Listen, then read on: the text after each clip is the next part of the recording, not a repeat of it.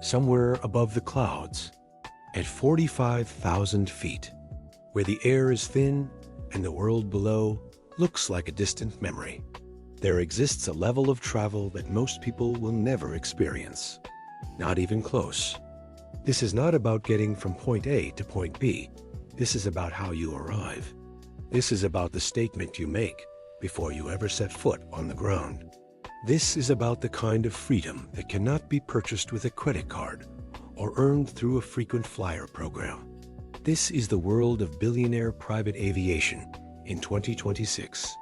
And once you understand what happens inside these flying palaces, you will never look at a commercial airport the same way again.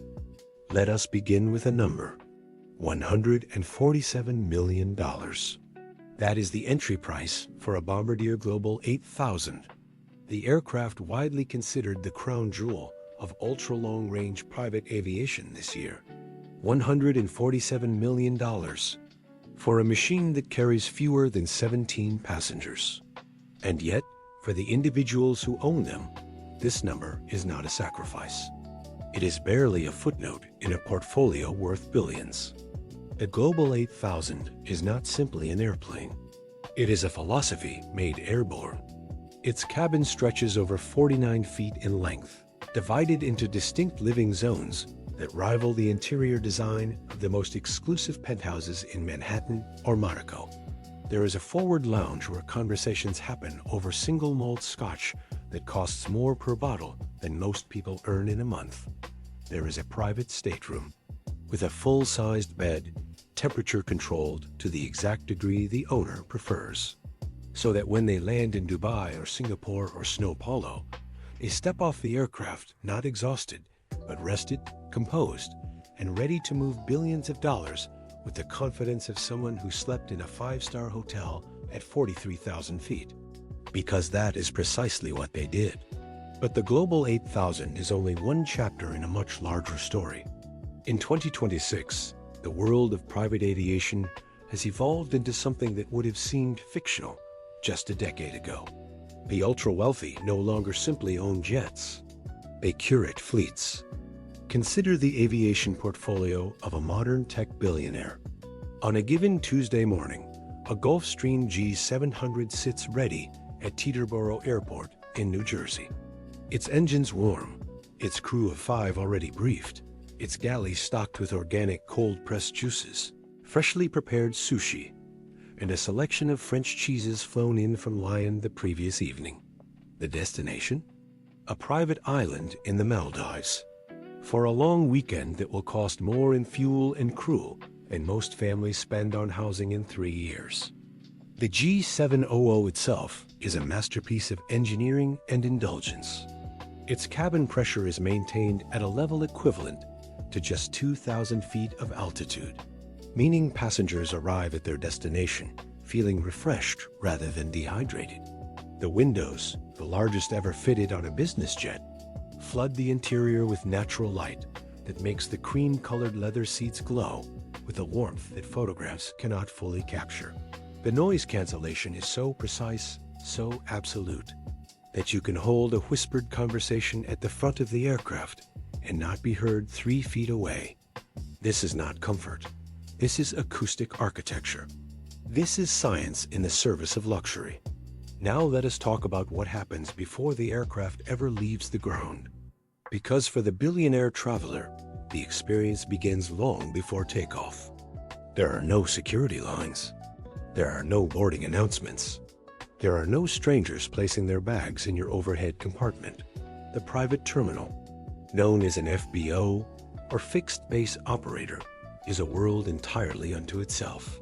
In 2026, the most elite FBOs at airports like Nice Kate d'Azur, Dubai International's private terminal, and Van Nuys in Los Angeles have become destinations in their own right.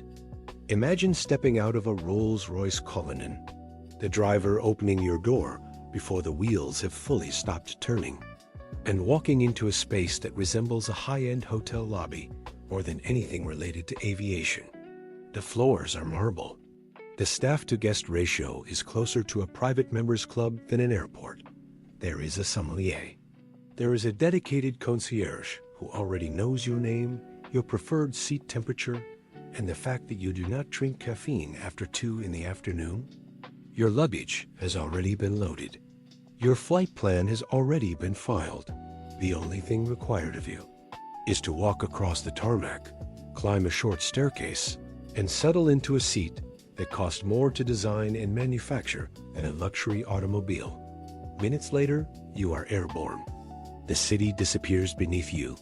The noise of the world, the obligations, the meetings, the relentless pace of building an empire, all of it shrinks to something manageable, something distant. Up here, you are untouchable. The aircraft of choice in 2026 speaks volumes about the owner's priorities. Some billionaires favor speed above all else. For them, the Ariane AS-3, the successor concept to the original supersonic business jet program, represents the ultimate ambition. Traveling at speeds approaching Mach 1.4, the vision is simple and staggering. New York to London in under 4 hours. Los Angeles to Tokyo in 8. The world compressed into a fraction of its former travel time. Others prioritize range, the ability to fly nonstop from any city on Earth to any other city on Earth, without refueling, without delays, without compromise. The Dassault Falcon 10X achieves a range of close to 8,000 nautical miles, meaning a departure from Hong Kong can deliver you to New York's JFK without a single intermediate stop, while you sleep in a bedroom suite with a shower and wake up to a breakfast prepared by a private chef at 38,000 feet. And then there are those who prioritize spectacle. The converted wide-body jetliners, Boeing 747-8 South and Airbus A340 South, stripped of their commercial interiors and rebuilt as flying estates. These are the aircraft owned by heads of state, royal families, and the rarest tier of billionaires whose net worth begins not at 1 billion, but at 100 billion. One such aircraft, owned by a Gulf royal family and worth an estimated $500 million after conversion, features a throne room, a literal throne, upholstered in gold thread and positioned on a raised platform so that the owner sits elevated above all others, even at cruising altitude. The aircraft has a master bedroom suite with a walk-in wardrobe. It has a formal dining room that seats 12. It has a medical bay staffed by a physician on every flight. It has a dedicated communications room for which the owner can conduct affairs of state, sign legislation, or negotiate international agreements while traveling between continents. This is not transportation. This is sovereignty in motion. But the private jet is only one layer of this extraordinary ecosystem. Because the billionaire traveler does not simply land at a commercial airport and take a taxi to their hotel. The entire logistical apparatus of extreme wealth moves with them. When a private jet descends toward the French Riviera during the summer season, there is a convoy of armored Mercedes S-Class vehicles waiting on the tarmac apron. There is a security detail of 6. There is a local fixer who has already secured a reservation at a restaurant that publicly claims to have a 6-month waiting list. And moored in the harbor at Antibes, waiting with its engines running and its helipad cleared, is a 200-foot superyacht that will serve as floating accommodation for the week. The superyacht itself deserves its own documentary. But in the context of the private aviation world, it serves as the ultimate destination, the one place on Earth the owner has designed entirely to their own taste, stocked entirely to their own preferences, and staffed entirely for their own exclusive comfort. The jet delivers them to the harbor. The tender delivers them to the yacht. And for the next 7 days, they exist in a bubble of perfection that the rest of the world can only observe from a distance through the lens of a paparazzi camera. And here, at the midpoint of this journey through extreme wealth and elevated living, let us pause for a moment and speak directly to you, the person watching this.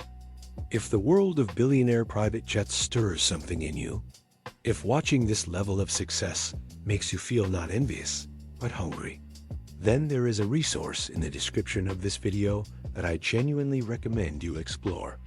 It is a curated guide to wealth building, entrepreneurial mindset, and the mental frameworks that separate the people who accumulate extraordinary success from those who simply observe it. The link is waiting for you below. Take a moment to check it out. Because the people who own these jets, they were not born in the sky. They climbed there, and they started exactly where you're standing right now. Let us return to the aircraft themselves.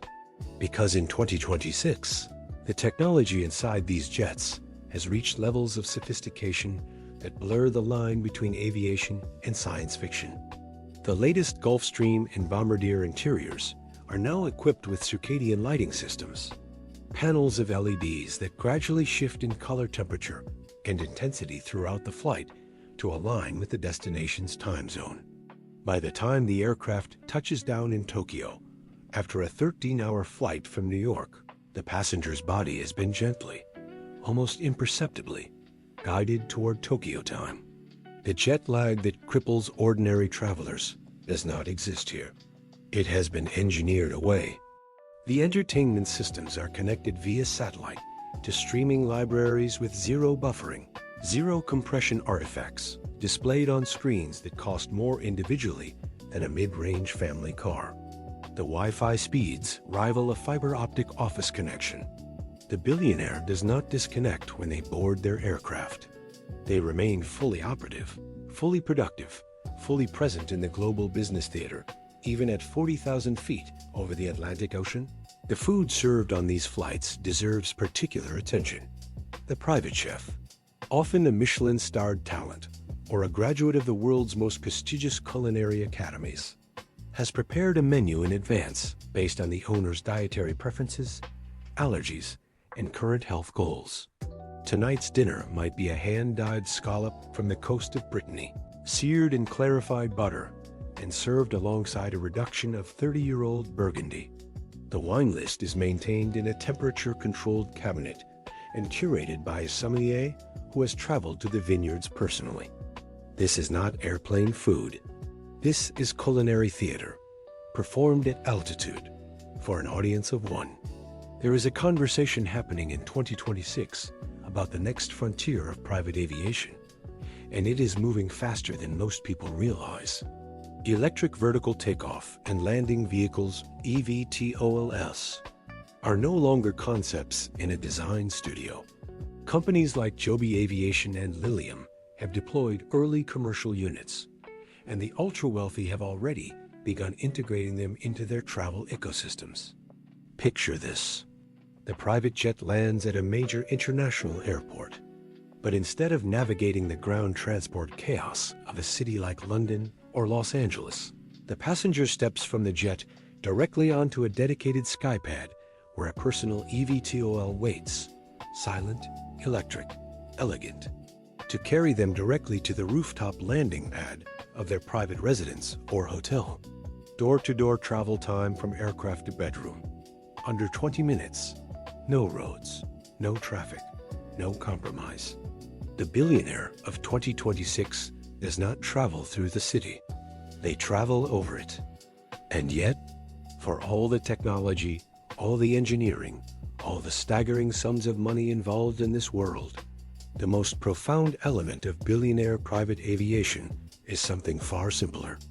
It is time. Time is the only resource that cannot be manufactured, cannot be purchased in unlimited quantity, cannot be recovered once spent. And the private jet, at its most fundamental level, is a time machine. It eliminates the hours spent in security lines, in boarding queues, in middle seats next to strangers.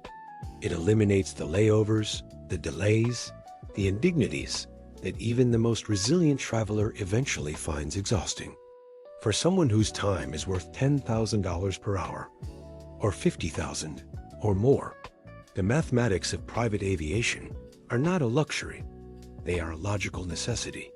Every hour saved is an hour that can be deployed toward the next decision, the next negotiation, the next acquisition that will add another zero to a net worth already too large for most people to fully conceptualize. The private jet is not about comfort. It is about compression. It is about extracting maximum value from the finite hours of a finite life. And that, perhaps more than the marble floors and the Michelin-starred cuisine and the circadian lighting, is the most honest explanation of why the ultra-wealthy fly the way they do. As we descend from altitude and bring this journey to its conclusion, let this world of extraordinary ambition leave you with something more than admiration. Let it leave you with a question. What are you building? What version of your future are you currently in motion toward? Because the individuals who sit in those cream leather seats at 45,000 feet, they did not begin their journey there. They began it with an idea, a relentless work ethic, a refusal to accept a ceiling on what was possible for their life. They began it with the quiet, unshakable belief that the extraordinary was not reserved for someone else. The private jet is not the destination. It is the evidence. Evidence of a mindset that compounds over time, that makes decisions others are afraid to make, that treats setbacks not as conclusions, but as data points on the way to something much larger. The sky is not the limit for those who have learned to think beyond it. And if you are here, watching this, feeling that pull towards something greater than the life you currently live, then you already have the most important thing, the hunger. Feed it. Build something real. Stay in motion. Because somewhere above the clouds, there is a seat with your name on it. And the world looks very different from up there.